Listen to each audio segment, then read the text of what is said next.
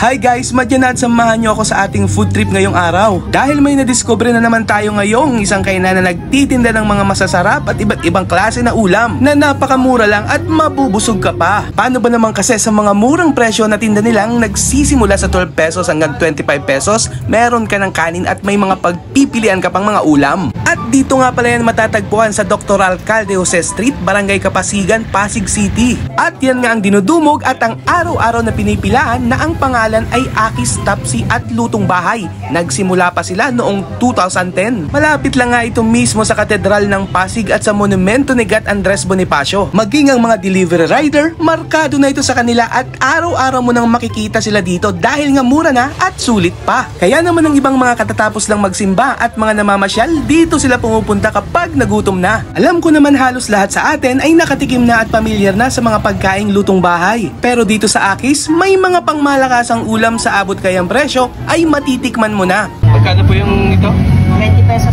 po. Ito po, ano po ito? Crispy isaw po, 20 rin po yan. Crispy isaw, 20. Tapos ito po, nanay, ano po ito? Apple po, 15. Ito naman? Bato-bato po, 15. Tapos ito po? Sa adobo po, set 20 lang po yan. May with rice na? Opo, with rice po. Lahat po ito, set, may mga with rice. Ito, anong tawag po dito, nanay? Balunan po. Balunan po. Dito naman po sa chicken adobo, 15 lang po dito. May kanin na po doon. Tapos ito po ang pork bacon. Pork Bicol Express. Bicol Express po, 20. Dito po sa dinuguan, 20 po with rice. Dinuguan 20 with rice. Opo.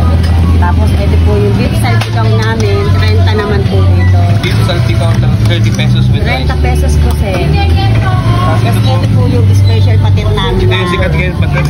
Opo. 15 po. 15 with rice na. Opo. Tapos yan. Ito po sir, yung lechong kawali namin, 25 po dito sir. May kasama na rin po siyang kanin. Tapos ito po yung istagbalong baga, 20 po with rice. Tapos ito? Ito po yung pinaka-best seller namin, dinakdakan po, 25 po with rice. Ito last. Tapos ito po yung curry egg, 20 pesos po. Ano po? Curry egg. Curry egg? Itlog lang yung... Opo, 20 po with rice. O diba, sa murang presyo, ang dami mong pagpipilian at may mga palamig din kung sakaling uhaw ka sa pagmamahal. Bali kumuha nga pala ako ng kanilang pinagmamalaking bestseller na dinakdakan. Sinubukan ko rin yung kanilang crispy isaw na parang mas maganda at mas masarap itong pulutan. At isa sa binabalikan ng kanilang mga customer yung adobong bato-bato. Di ko rin pinalagpas yung kanilang afritada version ng balun-balunan or balunan. Isa din sa sinubukan ko yung kanilang pinagmamalaking special pater na sabi nila purong manok daw talaga yung ginamit nila dito. At syempre bilang isang Bicolano, hindi ko hinayaang hindi husgahan na tikman ang kanilang Bicol Express. At ayan na nga, inuna ko na ang adobong bato-bato. Next bite, crispy isaw. Yung crispy isaw nila parang sisig din yung pakadali. Pwede nga pampulutan to eh. Meron tayo ngayon ditong afritadang balun-balunan. Ayos yung timpla nito. Parang nagbukas ako ng delata. Kaping-kapi nila yung lasa. Sarap. Next, meron naman tayo ditong Bicol Express. Pero manok version. Tikman natin, husga natin. Oh, hanghang. Next, meron tayo ditong dinakdakan. 25 pesos lang. Halos lahat malasa. Pero kung naghahanap ka ng sulit, mura, huwag ka nang mag-inarte pa. Dito mo lang yan makikita at makukuha sa Aki's Tapsi dinakdakan.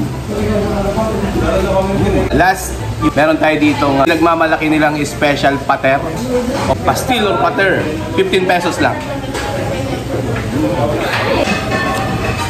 Punta tayo dito sa Aki's guys, masarap dito sa Pasig, mura pa. Madya na. Kaya sa mga naghahanap dyan ng gustong makainan pero gustong makatipid at mura, huwag nyo nang palampasin pa. Sugod na kayo dito sa Aki's tapsi at lutong bahay. Aki Sapsi Lutong Bahay. Madya na! Yan guys, isa nga pala sa kanilang kitchen crew ito si Kuya Richard na tubong Kapalonga, yan Camarines Norte. Sayay Kuya Richard, yan Bicolano, taga Kapalonga. Woo!